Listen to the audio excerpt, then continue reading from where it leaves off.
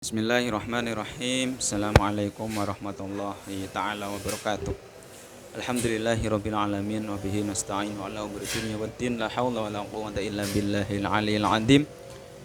Allahumma shalli ala sayyidina Muhammad wa ala ali sayyidina Muhammad kama shallaita ala sayyidina Ibrahim wa ala ali sayyidina Ibrahim wa barik ala sayyidina Muhammad wa ala ali sayyidina Muhammad kama barakta ala sayyidina Ibrahim wa ala ali sayyidina Ibrahim fil alamin innaka Hamidum Majid. Sebelum kita mulai, mari kita hadirah dulu ila hadratin Nabi Mustafa Muhammadin sallallahu alaihi wasallam wa ala alihi wa ashabihi wa dzurriyyatihi thumma ila hadrati Asy-Syaikh Samir Al-Hadrami Syekh Salim Al-Hadrami wa nafa'ana bihi wa bi ulumihi fid dharain amin. Al-Fatihah. A'udzubillahi minasyaitonir rajim. Bismillahirrahmanirrahim. Alhamdulillahi rabbil alamin arrahmanir rahim maliki yaumiddin. Iyyaka na'budu wa iyyaka nasta'in ihdinas siratal mustaqim siratal ladzina an'amta 'alaihim ghairil maghdubi 'alaihim waladdallin. Amin. Alhamdulillah, bertemu dengan saya lagi di pengajian kitab Safinatun Najah, program Qiraatul Kutub Islamic Boarding School Man 1 Kota Pekalongan dengan Bapak Ahmad Muntofil. Yang kami rindukan dan yang kami banggakan seluruh santriwan dan santriwati Islamic Boarding School sekalian sudah membawa kitab. Insya Allah saya husnudzon saja kalian membawa kitab dan siap memaknani di kitab Safinatun Najah karangan Asy-Syaikh As-Sulaim Al-Hadrami. Ya, semoga kita mendapat berkahnya. Kemarin saya sudah menerangkan tentang faslun nawaqidul wudu arba'atun asya. Jika wudu itu rusak, maka disebabkan karena beberapa hal. Sekarang kita memasuk ke bab faslun maning taqadda wudu'uhu haruma alaihi. Arba'atu asya as-salatu wa tawaf wa masul mushaf hamluhu wa yahrumu anal junubi sittatun. Bismillahirrahmanirrahim. Faslun utawi iki iku fasal nerangake maning taqadda man utawi sapane wong ing taqadda rusak apa man apa wudu'uhu wudune man haruma mongko haram alaihi ing atase wong iku arba'atu asya'i papat pira-pira perkara. Jika ada wudu yang rusak, maka orang ini diharamkan untuk melakukan sesuatu. As-sholatu siji iku sholat, wa tawafulan tawaf, wa mashul mushafi lan demek mushaf atau gepuk atau demek mushaf, wa hamluhu lan gawa mushaf, wa hamluhu lan gawa mushaf, wa yahrumu lan haram ala junubi ing atase wong kang junub.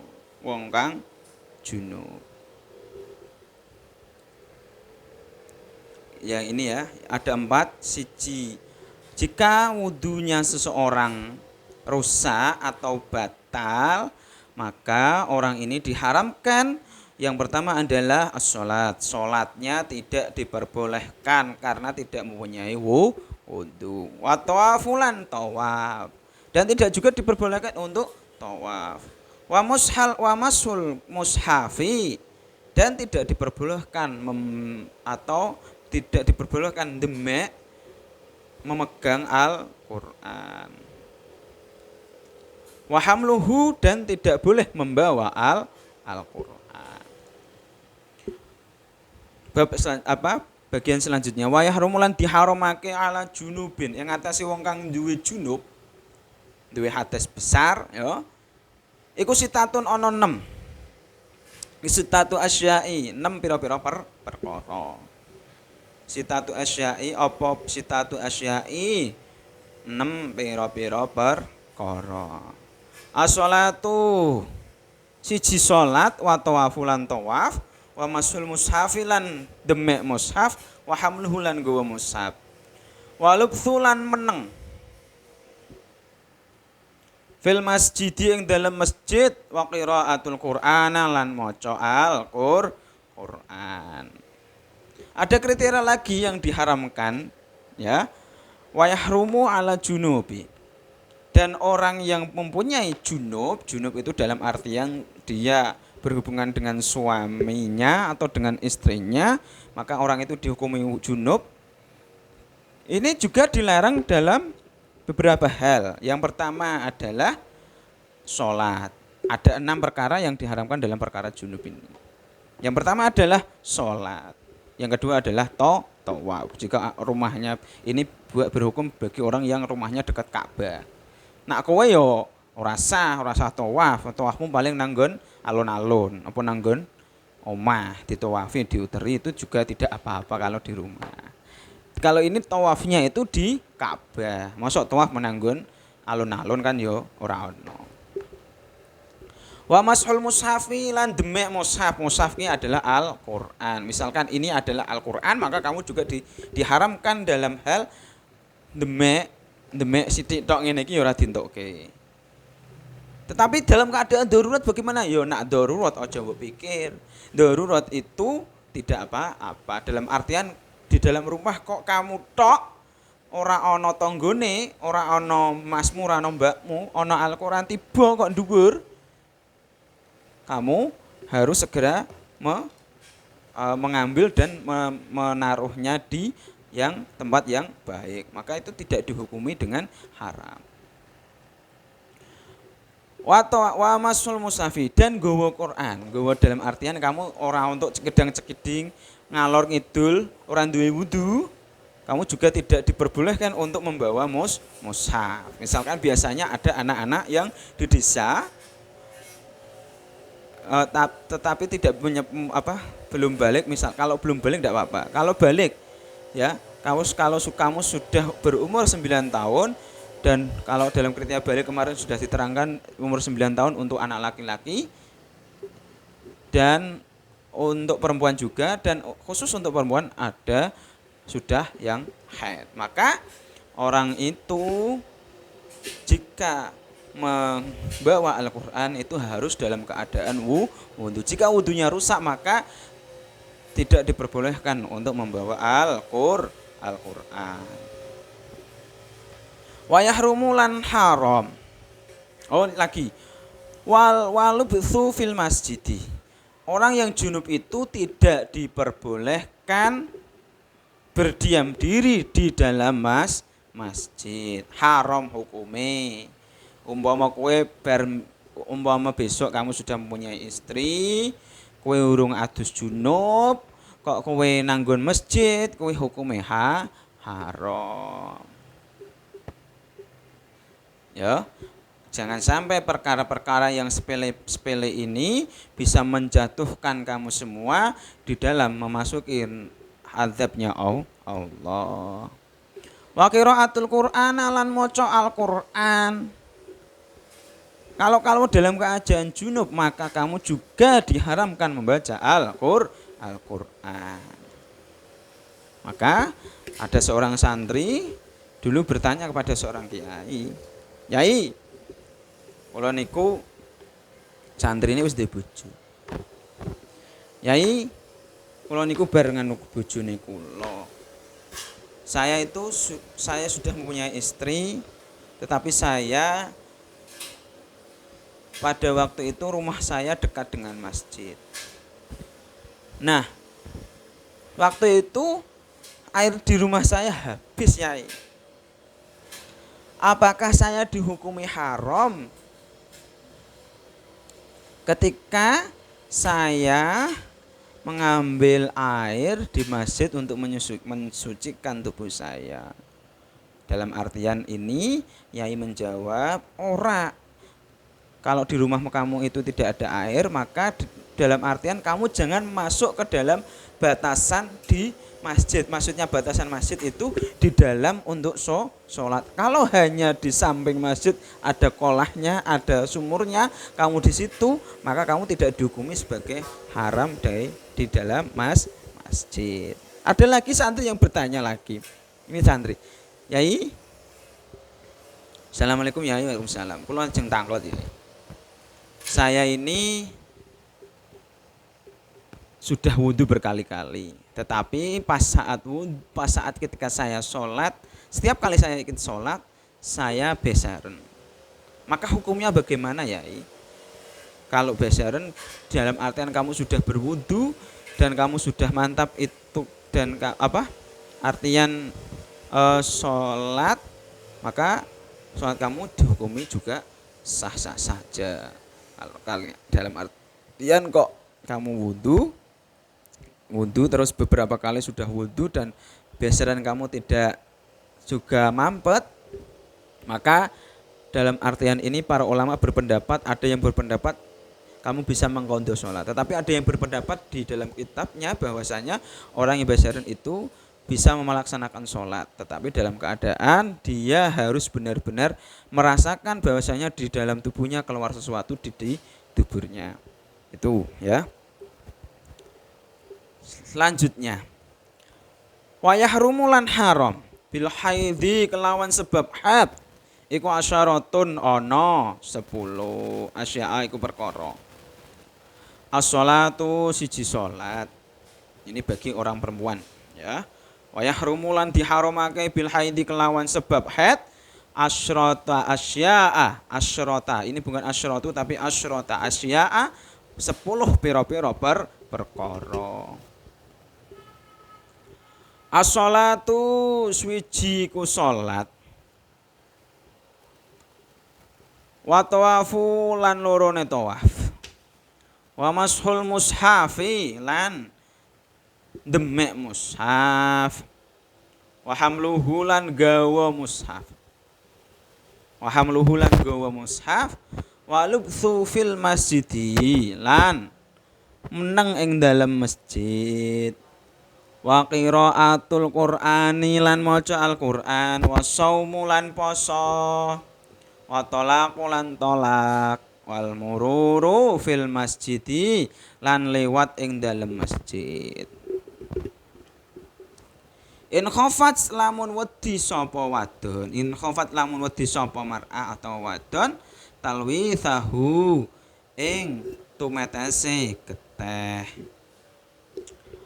Wal istimta'u lan ngalap seneng atau hura-hura ya.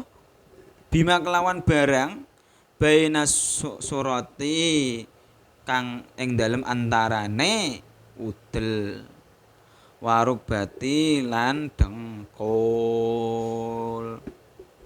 Tak baleni meneh. Wa yahrumu lan diharamake bil haidi kelawan sebab haid iku asyaratu asya'a 10 pira-pira perkara. As-sholatu sijine iku salat.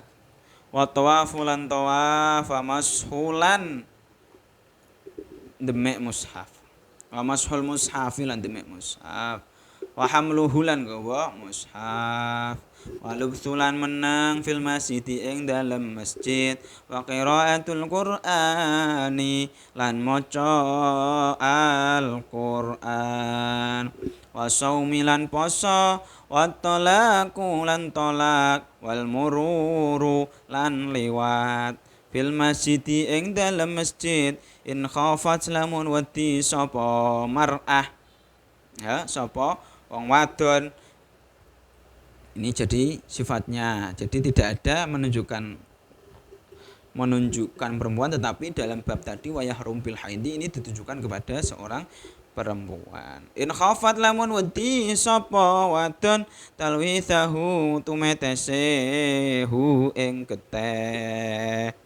Wal istimta'u lan ngalap seneng bima kelawan barang baina surati ing dalam antarane wudel warubati lan dengkul.